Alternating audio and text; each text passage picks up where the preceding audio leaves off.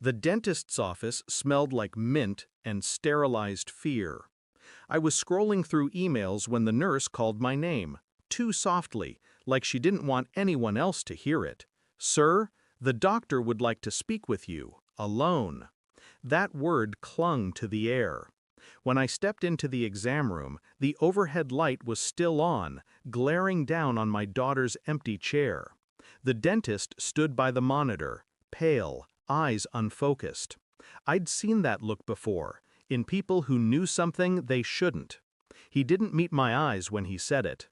"Take your daughter and go to the police station, right now." The words hit me harder than I expected. What? Why? He swallowed, hesitated, then gestured toward the X-ray on the screen. "I'm mandated to report this, but you should get ahead of it." He finally looked at me. And in that moment, I understood that whatever I was about to see would change everything. When I leaned closer to the monitor, the air thinned. There, embedded between the whitened shadows of molars and jawlines, something unnatural, something that didn't belong. Metal, small, deliberate. That night, I couldn't eat. My daughter was asleep upstairs, breathing slow, peaceful. My wife sat across the table, smiling faintly over her glass of wine, asking if I was okay.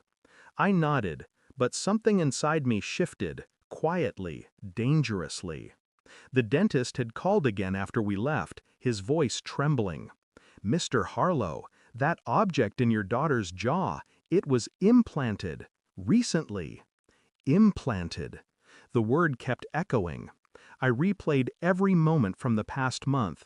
Her sudden fear of hugs, her strange flinches when my wife brushed her hair, the new game her aunt had taught her during their weekend visit. I asked questions that night, soft, casual ones. "How was your trip? Did anything weird happen?" My wife's answers were too polished, her smiles too smooth. And when I mentioned the dentist, she froze. Just for a fraction of a second, but I saw it. That was the moment I knew I wasn't paranoid. I started collecting evidence like a man arranging his own execution. First, the X-rays, then the records. I paid cash for copies. Next, the phone logs. My wife's late-night calls to her sister, unusually long, often deleted afterward. I said nothing. I played the dutiful husband, the calm observer. I packed lunches, kissed foreheads, and smiled through every lie. But inside, I was dissecting every detail. 2 weeks later, I brought my daughter to a specialist. He ran another scan, a full one. The object wasn't random. It was a small metal tag, a tracking chip, the kind used for identifying dental implants, but not one any dentist would ever put in a child's jaw. It had numbers on it, and a name. My wife's sister. That night, I didn't confront her. I just watched her sleep beside me, her breathing slow, steady, rehearsed. I wondered if she'd done it to protect someone or to hide something. 3 days later, I had proof. A forensic friend ran the tag through a private database. It was linked to a clinic 2 states away, a clinic owned by my wife's ex, the same man she'd sworn never to speak to again. I remembered the faint bruises on my daughter's jaw, the way she'd whispered, "Mom said not to tell." My wife came home early that day, humming, carrying groceries. I was waiting at the kitchen table with a single sheet of paper. The clinic report. "Where did you take her?" I asked. She froze, smiled, then frowned. "What are you talking about?" I slid the paper toward her. Her face drained of color. Her lips parted, but no words came out. She tried to laugh, to deflect, but I'd already seen the truth in her eyes. "I wanted to make sure she was safe," she said finally. Her voice cracked. "You wouldn't understand." I understood more than she realized.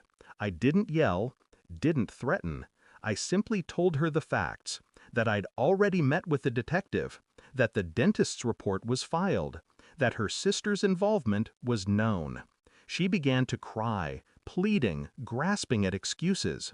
But I didn't move. I watched her crumble, every lie collapsing under its own weight. When she reached for me, I stepped back. "You used her," I said quietly, "to hide your secrets." She whispered something, I think it was my name, but it didn't matter anymore. I left her there, surrounded by the cold echo of her own decisions. The next morning, I took my daughter to the park. The air was thin, clean, untouched by deceit. She smiled for the first time in weeks, a real smile this time, unguarded, free. I didn't tell her everything. She didn't need to carry it. Some truths belong to the guilty. As the sun rose behind the trees, I realized something simple. I wasn't angry anymore.